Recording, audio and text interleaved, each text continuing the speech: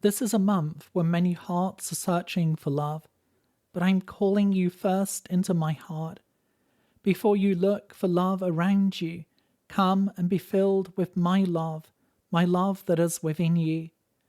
For when you are clothed in my love, it's then that you're able to receive healthy love from others. When your identity is secure in me, human love becomes a blessing, not a burden.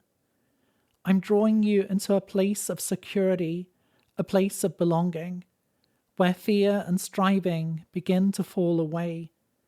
Do not search for others to heal what only I can restore, for my love alone heals the wounds of the past. My love alone fills the empty places in your heart. My love alone makes you whole again. This month I'm clothing you anew in my love. I'm strengthening your identity as my beloved child. Allow me to cleanse what hurts, to heal what is broken, and to renew what has grown weary. Do not be afraid to come close to me, for I am gentle with your heart. I am the one who loves you more than you could ever know. I'm working even where you cannot yet see it. My faithfulness is becoming clear to you.